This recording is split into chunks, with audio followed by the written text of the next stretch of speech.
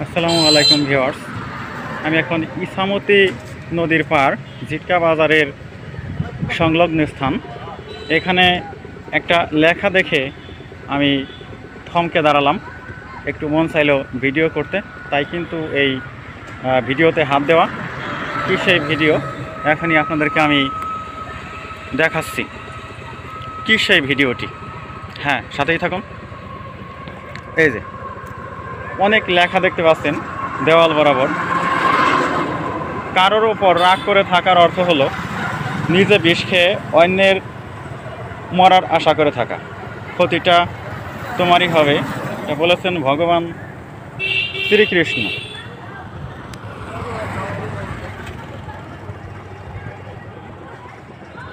আমি আবার বলছি কথাটা, কারোর ওপর রাগ করে থাকার অর্থ হলো নিজে বিষ খেয়ে অন্যের মরার আশা করে থাকা, ক্ষতিটা তোমারই হবে।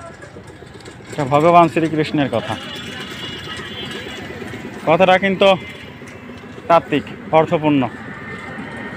আর যেই লেখাটা দেখে আমি থমকে দাঁড়িয়েছি সে লেখাটাই কিন্তু আমি আপনাদেরকে পড়ে শোনাবো। তার আগে আরেকটা লেখা, জীবন না ভবিষ্যতে আছে আর না আছে অতীতে, জীবন তো কেবল এই মুহূর্তে আছে, অর্থাৎ এই মুহূর্তের অনুভব করাকেই জীবন বলে। পরের লেখাটা দেখুন।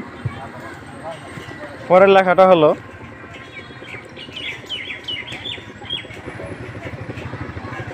লেখাটা হলো, দেখুন, যে ব্যক্তির মধ্যে অহংকার মাত্রা যত বেশি সেই ব্যক্তির জ্ঞানের পরিধি ততই কম।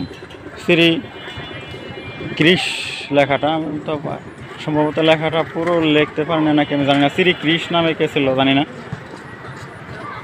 আর এই যে সেই লেখাটা, যে লেখাটার জন্য আমি এই ভিডিওটিতে হাত দিয়েছি, সেই লেখাটা হলো, সমস্যার সমুদ্রে ডুবে আছো বলে আতঙ্কিত হও না, সৃষ্টিকর্তার ওপর আস্থা রাখো, হয় তিনি তোমায় টেনে তুলবেন